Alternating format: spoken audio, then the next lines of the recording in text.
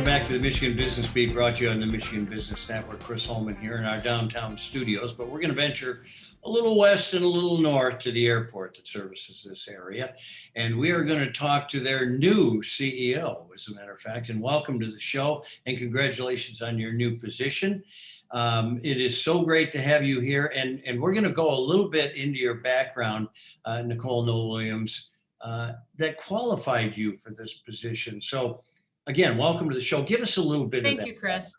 Yeah, thank you, Chris. It's, gosh, I've been in the aviation industry for 26 years. And then I left for 3 years working with U.S. Senator Gary Peters and now back at the airport. But I started out working for United Airlines, loading and unloading planes and de-icing aircrafts and repairing tugs and all sorts of things here at the airport when I was in college. And then I got into sales. I covered Michigan, Wisconsin, and Minnesota and did corporate and travel agency sales for United Airlines. And then came back and was the station manager for United here. Then I've got involved in travel management. So I wrote travel policies and assisted in corporate contracts and negotiations for the state of Michigan, Michigan State University, many of the insurance companies and manufacturers throughout, not just here in the Lansing region, but in other states throughout the country. So it's been a great experience. And then, of course, many folks know that I was with the Airport Authority for about 14 years and was in more of a development focused position, marketing position, working a lot with the community and sponsorships and developing those partnerships. And then I was with U.S. Senator Gary Peters as his director in the Mid-Michigan region. So now back at the airport, and I'm super excited to be back. Well, we're super excited to have you back here, as a matter of fact. You know, it's interesting, though, there are some issues, I guess, to confront. And one is it's a struggle for airports this size in this marketplace. How do you see those issues and what do we do with them? Right. And as many small businesses and organizations are challenging efforts throughout this last year and a half with the pandemic, we've been directly impacted as well. You know, as folks are not getting on airplanes, and we're slowly starting to see a return in travel numbers. And a lot of that information is coming back from, or a lot of those numbers are coming back from leisure travel. So it's those that are getting back. They're tired of sitting in their home or being contained, and they're saying, let's get on an airplane and go somewhere and try to travel safely. And those mask wearing policies that many folks are aware of that were extended now until the middle of January. So you're still going to be required to wear a mask inside the airport terminal as well as on the aircrafts anytime that you're traveling. And I think that's something for folks to keep in mind. But for us, as we start to see the business traveler comes back into the fold, reservations are starting to ramp up throughout this third quarter. We'll see more movement on business travelers throughout fourth quarter, but we really anticipate, depending on how the variant impacts the industry, we really anticipate a business traveler flow coming back in really first and second quarter of next year.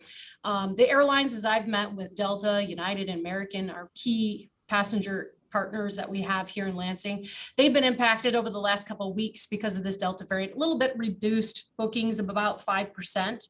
But we think in a combination of, kids getting back to school and these routines getting back put in place, those are all playing key factors as we move forward, Chris. Yeah, they really are. And it's kind of on the other end, too, is who's receiving. As a business traveler, sometimes I'm ready to travel and they're not ready to receive on the other end. That's right. So that's a bit of a challenge. But, you have a great background and have worked, and I've been there with you on occasion when we've talked to the FAA and we've talked to Delta and we've talked to United and all these carriers. There are some challenges for airports this size there as well. Yes. Yep. And Chris, you've been such a great partner over the years as we look at development within this region. We're excited that American Airlines has Washington, D.C. service back into our market. We've got Chicago service with both Delta and United, or United and American. Delta Airlines has service to Detroit. We're anticipating Minneapolis to be brought back into the market, as well as more frequency with service to Detroit. And all of these aircrafts, we're starting to see an increase in the amount of seats on the aircraft as well. So dual cabin aircraft, so they're still first class as well as coach available. But as we continue to move forward, it's working with our community and consolidating our opportunities to expand services. So I've had some great conversations with the state of Michigan, Michigan State University, some of the other key entities within this region that are traveling frequently. You're doing also some kind of major renovation and I guess wall shifting out at the airport. Tell us a little bit about that.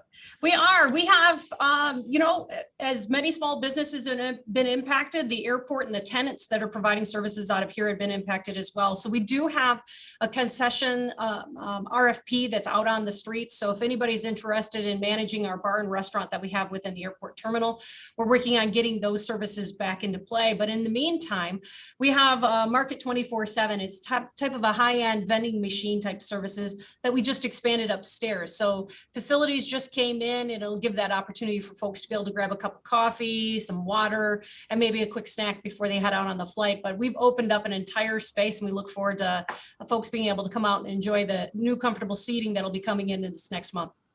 You got about 15 seconds. I just wanted to remind everybody that this is not all just passenger based. There is a whole lot of cargo that goes in and out of this airport. Yeah, our partners with UPS continues to expand. So appreciate that. And of course, all of our international flights come back in January. Nicole Noll-Williams, new director of the Lansing Region International Airport. Thanks for being with us. Thanks for the great job you've done over the years and the great job we know you're going to do in the future. Thank you, Chris. Appreciate it.